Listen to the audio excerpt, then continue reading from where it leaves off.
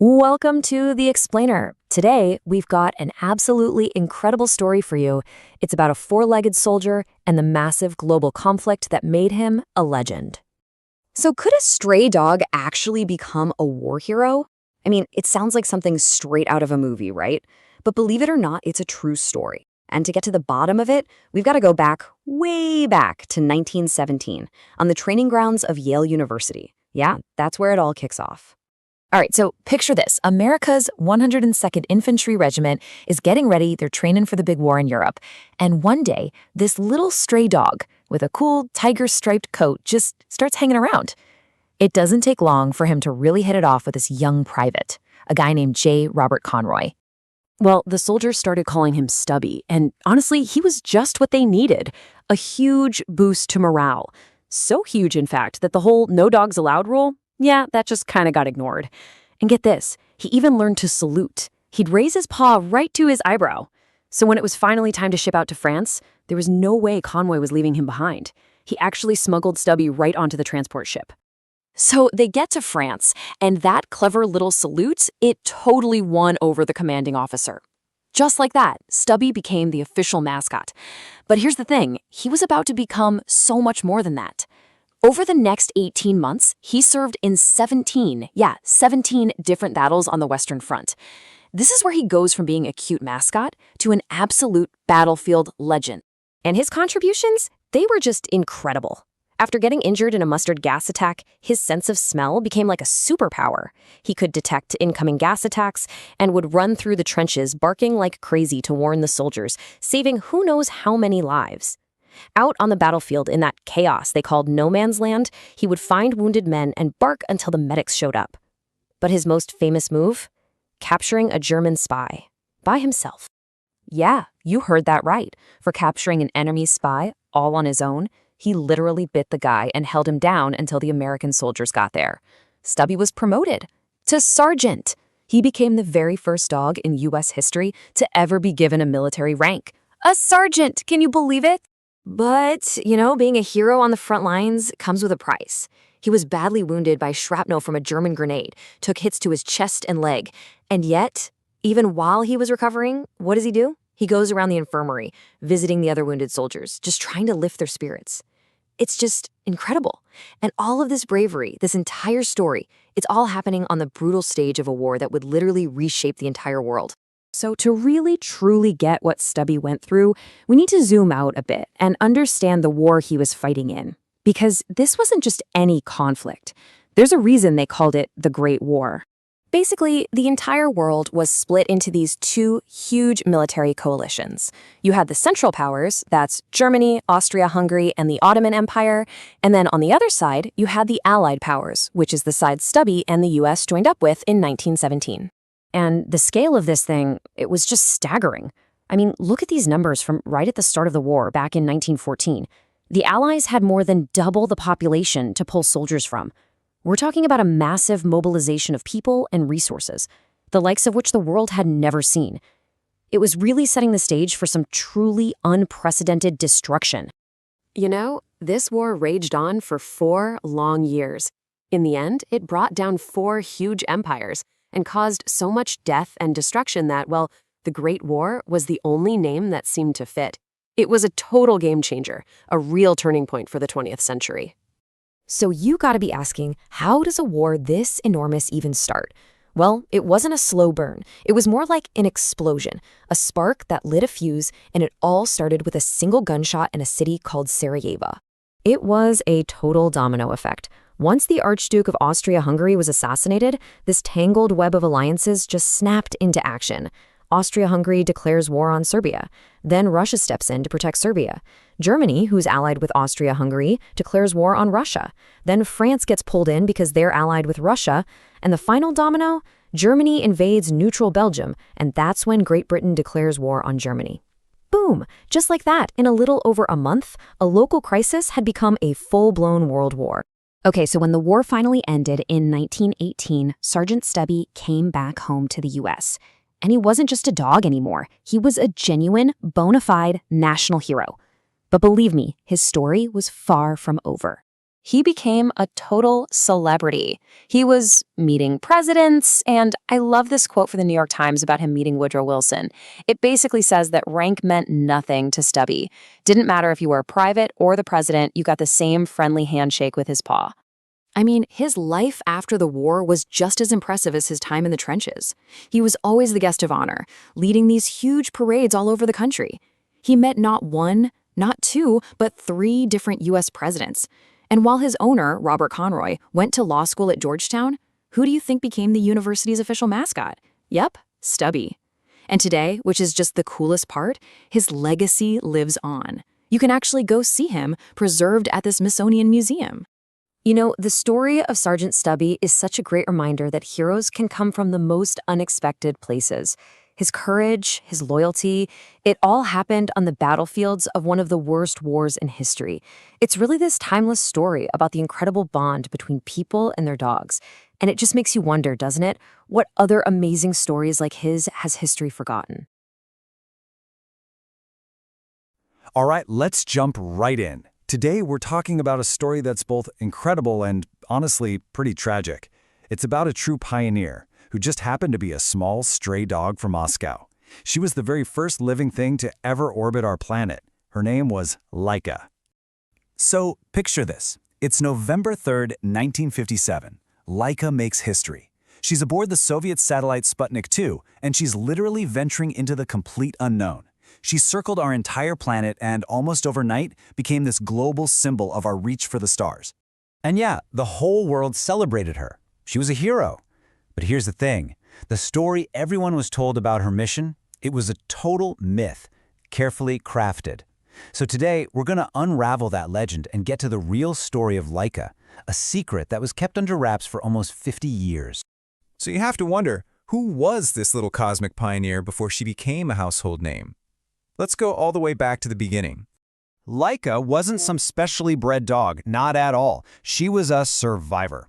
Just a small, mixed-breed stray, maybe 2 years old, that they found wandering the streets of Moscow. You know, Soviet scientists actually went looking for strays on purpose. They figured they were tougher, and they thought female dogs were just better suited for the tiny spaces. And Laika, she had this calm, even-tempered personality, which made her the perfect candidate for the insane challenges they had planned.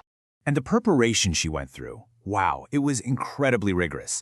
To get her used to that tiny Sputnik 2 capsule, they kept her in cages that got smaller and smaller over time. They even spun her in a centrifuge to get her body ready for the insane G-forces of a rocket launch. And she had to be trained to eat the special nutrient gel because that was the only kind of food you could really have in zero gravity. But here's the thing. Laika's journey wasn't really just about science. It was a huge, strategic move in a high-stakes global chess match. I mean, you have to remember, this was the absolute height of the Cold War. Every single technological win was a way to show your ideology was superior. The US and the Soviet Union were completely locked in this frantic competition, the space race, to see who could conquer the final frontier first. And the speed at which all this happened is just staggering. Think about it. October 4th, 1957, the Soviets shocked the entire world with Sputnik 1. Then, not even a month later, they launched Sputnik 2 with Laika on board. The pressure was just immense, and the US, they were still 3 months away from even getting their own satellite up there. So why the crazy rush? Well, it turns out Soviet leadership wanted another massive space spectacle, and they wanted it to happen on the 40th anniversary of the Bolshevik Revolution. And that political deadline, it meant there was absolutely no time to figure out how to bring the capsule back. So, from the very beginning, everyone knew this was a one-way mission. Okay, so the whole world is watching. The Soviet Union needs a story, a good narrative. And just like that, the legend of Laika, the space hero, was born. I mean, literally overnight, Laika becomes a global sensation. The press in the West even gave her this affectionate nickname, Muttnik, a mix of mutt and Sputnik. Her face was on newspapers, on merchandise all over the world. She was this furry little hero, bravely paving the way for humans to go to space. And for decades, this was the official story. The Soviet account said that Laika did her job perfectly, that she survived in orbit for almost a full week. Then, they claimed she was humanely euthanized with some poisoned food right before her oxygen was set to run out. It sounded so peaceful, right? A heroic end to a groundbreaking mission. But that story, the one the entire world believed for 45 years, It just wasn't true. The reality was, well, it was a lot more grim. It actually took until 2002 for the truth to come out. There was this event, the World Space Congress in Houston, and a Russian scientist who was actually on the Sputnik 2 mission, Dmitry Malyshenkov, he's the one who finally set the record straight. And the data from her last moments, it paints a really terrifying picture. During the launch itself, the G-forces and the shaking were so intense, the Laika's pulse, they were monitoring it with electrodes. It shot up to 3 times its normal rate. That's a textbook sign of extreme panic and stress. So that heroic week-long journey the world was told about? Nope. Her actual time in orbit was tragically short. Laika only survived for about 5 to 7 hours after liftoff. So what went wrong? Well, those life support and temperature control systems, the ones that were rushed to meet that political deadline, they failed. The temperature inside that tiny capsule just soared, and ultimately Laika died from a combination of extreme overheating and panic. When you put them side by side, the contrast is just stark. You've got the official story, a calm, week-long mission with a peaceful ending, and then you have the reality, a short, terrifying ordeal that ended because of a system failure. That's the huge gap between the myth and the tragic truth of her final hours. So even though her mission ended so tragically and the truth was hidden for so long, Laika's legacy is absolutely undeniable. It's like it continues to orbit our collective memory, you know? And here's a detail that always gets me. Her name, Laika, it's the Russian word for barker. Just think about that. A small dog with a voice whose silent story was finally heard. It took decades, but her sacrifice was eventually honored. In 2008, a monument was unveiled in Moscow, right near the research facility where she was trained. It's a small dog standing proudly on top of a rocket, immortalized forever. Look, there's no doubt Laika's journey proved that a living creature could survive a launch and handle weightlessness. That paved the way for human cosmonauts like Yuri Gagarin. But her story really forces us to ask a tough question. Yeah, she was a pioneer, but she was an unwilling one. Her sacrifice was a monumental step forward, for sure. But it really makes you wonder, what's the ethical price we're willing to pay for progress? All right, let's dig into the incredible true story behind a name that I bet a lot of you recognize, Balto. So, we all know the name, right? Balto, the hero dog who raced to save a town from a deadly epidemic. But here's the thing. What happened after he crossed the finish line? Because his journey, let me tell you, did not end there. The real story of his triumph, his pretty shocking fall from grace, and his final redemption, well, it's way more compelling than the myth. Okay, so to really get this, we've got to go back in time. Picture this. It's the winter of 1925 in Nome, Alaska. We're talking remote, isolated, and incredibly harsh. And in this little town, a deadly crisis was just starting to brew. So you've got this small town, about 1,400 people or so, and suddenly they're in huge trouble. The town's only doctor, Curtis Welch, starts seeing kids getting sick. At first he thinks, okay, maybe it's tonsillitis. But then they started dying, and he had to confirm his absolute worst fear, diphtheria. And to make things 1,000,000 times worse, the town's only supply of the life-saving medicine, it had expired. And the port, frozen solid. Nome was completely, utterly cut off from the rest of the world. And then there was the weather. I mean, we're not just talking cold. The conditions were just brutal. Temperatures were plummeting to lows that are hard to even wrap your head around. We're talking as low as 85 degrees below 0 Fahrenheit. Can you even imagine what that feels like? It's just insane. So you've got this insane cold, and then you've got the distance. They actually found a supply of the medicine, but here's the catch. The train could only get it as far as a town called Nenana. That still left 674 miles of just nothing. Treacherous frozen wilderness between that life-saving serum and the people who were dying. Flying was a no-go. The planes back then were open cockpit, and there was just no way they could fly in a blizzard. So the governor, a guy named Scott C. Bone, had to make a call, a really big one. He decided to put the fate of an entire town in the paws of the most reliable transport they had, teams of sled dogs. And that's how it started, this incredible, desperate relay to get the serum to Nome. A journey that would go down in history as the Great Race of Mercy. The plan they came up with was, honestly, a work of genius. They set up this non-stop relay. We're talking 20 different mushers and more than 150 of the toughest sled dogs you could find. Their one job? To pass this 20-pound package of medicine from one team to the next without stopping, day and night, all the way across the Alaskan wilderness. And this is where we meet our main characters, so to speak, both from the kennel of a legendary breeder, Leonhard Seppala. First, you have Togo. He's 12 years old, a total veteran, Seppala's go-to lead dog, a champ. And then you have Balto. He's younger, only 6, and he's what they called a freight dog. Basically, he was built for hauling heavy stuff, not for being the fast, nimble leader of the pack.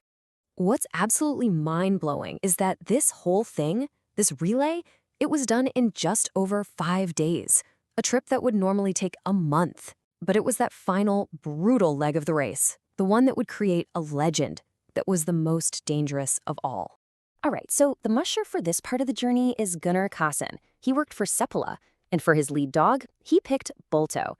Yeah, the freight dog, the underdog. And together, they charged straight into a monster blizzard. We're talking total whiteout, can't see your hand in front of your face conditions. It was so bad that at one point, Kaasen said a gust of wind literally picked his entire sled up off the ground and flipped it over. The medicine, the whole reason they were out there, went flying into a huge snowdrift. He had to frantically dig around in the snow with his bare hands, risking terrible frostbite just to find that container. And this is where Balto proves he's more than just a freight dog. In the middle of this blinding storm, he just stops dead in his tracks, refuses to move. Kaasen can't see a thing, so he goes up to see what's wrong. And he realizes they are inches away from plunging through the ice into a frozen river. Balto, using just his nose and his instincts, saved everyone. The team, Kaasen, and that precious medicine. So, on February 2nd, 1925, they make it. Kaasen's team arrives in Nome. The town is saved, the outbreak is stopped.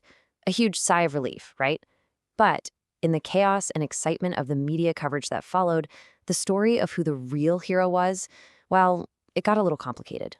Okay, so here's the deal. Balto becomes this global superstar, right? Because he's the one who led the team on that final 53-mile stretch into town.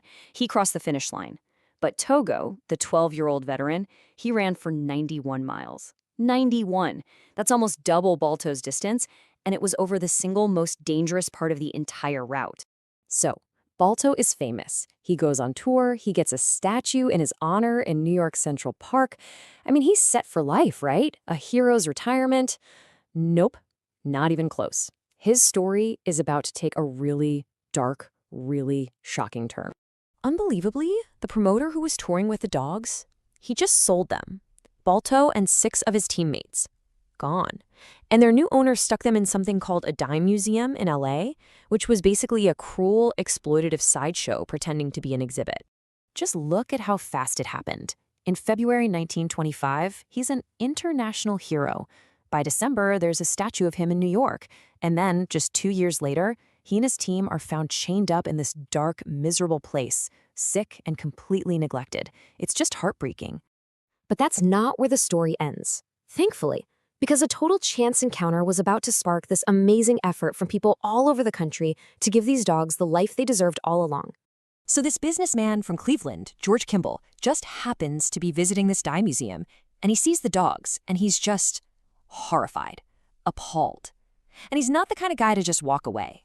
So he goes to the owner and strikes a deal. He can buy the dogs for $2,000. Then he gets the local paper, the Cleveland Plain Dealer, on board, and they launch a fund asking the public for help. And you know what? People responded. It was incredible. In just 10 days, money started pouring in from all over the place. We're talking kids donating their lunch money, people sending whatever they could spare. They didn't just meet the $2,000 goal, they blew past it, raising over $2,300 to save these hero dogs. And so on March 19th, 1927, Balto and his team came to Cleveland. And this time, there was no sad exhibit. The city threw a parade for them. They were welcomed as the heroes they truly were. They were taken to the Brookside Zoo, where they finally got to live out the rest of their days in comfort and with the dignity they had earned 1,000 times over. So when you look at Balto's whole story, I mean, from being this overlooked freight dog to a global celebrity, then a forgotten victim, and finally a beloved icon, it makes you think, doesn't it? It's so much more than just a story about a race. It really makes you ask, what is a hero? Is it just the one who crosses the finish line and gets all the attention? Or is it maybe the old veteran who runs the hardest, most dangerous miles when no one's watching?